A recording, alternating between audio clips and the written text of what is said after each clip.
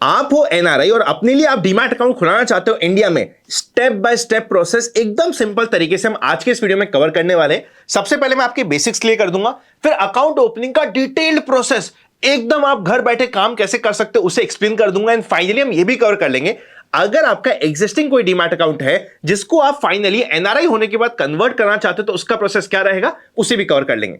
एकदम बेसिक से बात करते हैं। आपके पास बेसिकली दो टाइप ऑफ अकाउंट होते हैं, एनआरई, एनआरओ। एनआरई एक ऐसा अकाउंट होता है जिसके फंड्स को, पैसे को आप वापस से रिपैट्रिएट यानी कि वापस से ले जा सकते हो। एनआरओ एक ऐसा अकाउंट होता है जिसके पैसे को आप वापस से नहीं ले आ सकते। ब्रोकर के पास आपके सामने दो डीमैट अकाउंट ओपन करने के ऑप्शन आते हैं, NRE PIS, NRO non PIS. NRE PIS में आप अपने आप इक्विटी, ईटीएफ, म्यूचुअल फंड्स में काम कर सकते हो। एनआरओ नॉन पीआईएस में भी आप इक्विटी, ईटीएफ, म्यूचुअल फंड में काम कर सकते हो, लेकिन या तो आप इक्विटी में काम कर पाओगे या फिर एफएनओ में काम कर पाओगे, दोनों में नहीं कर पाओगे एक साथ। मेरा हमेशा सजेशन रहता है कि आपको हमेशा एनआरई अकाउंट ही खुलवाना है ताकि पैसे को वापस ले जाते समय आपको कोई भी दिक्कत नहीं आए। ये मैंने आपके लिए बेसिक सेट कर दिया।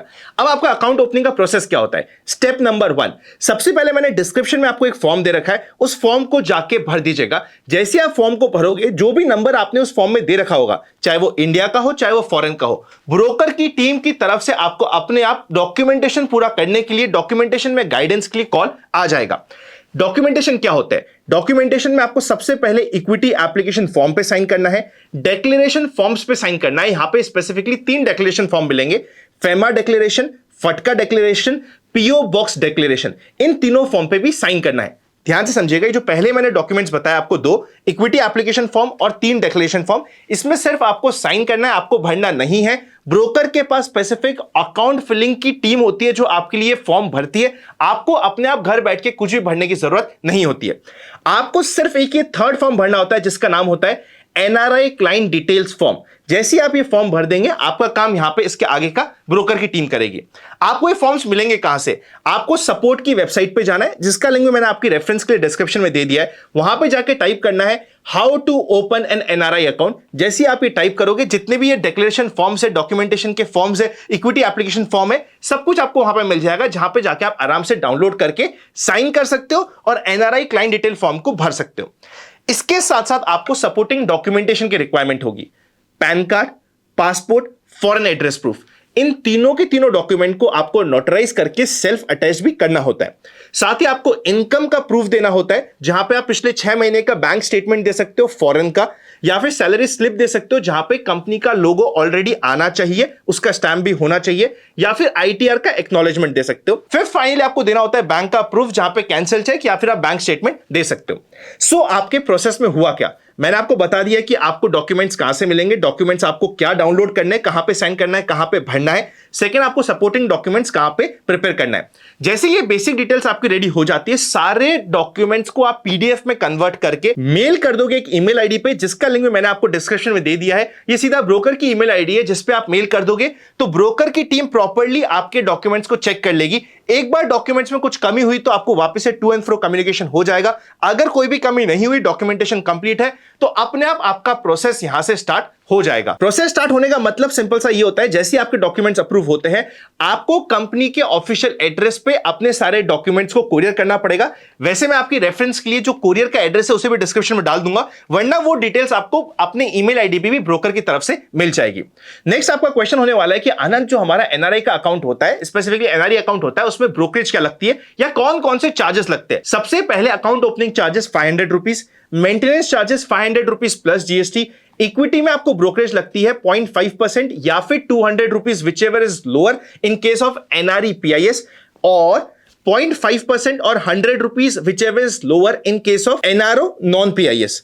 डीपी चार्जेस दोनों में स्टेबल होते हैं 13 rupees plus GST.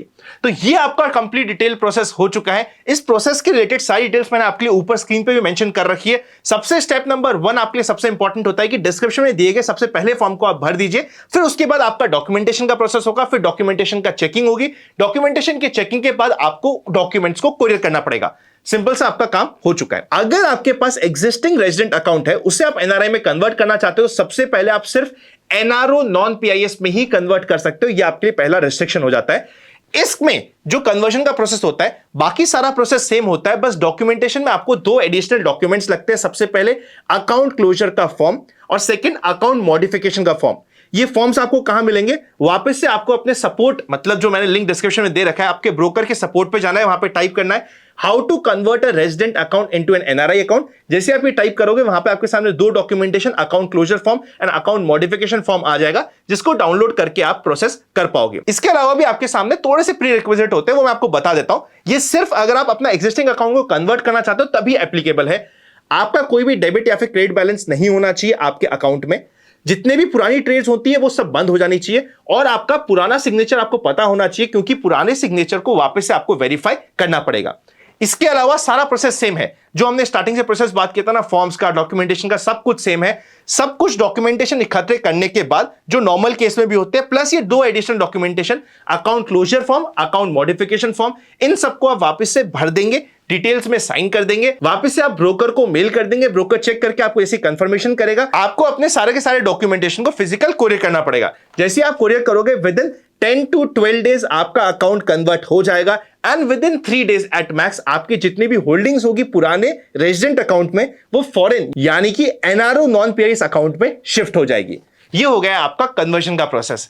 I hope आपको इस वीडियो से वैल्यू मिली होगी। स्पेसिफिकली अगर आप एनआरआई हो, कैसे अकाउंट ओपन करते हैं इंडिया में, सारा प्रोसेस आप समझ चुके होंगे।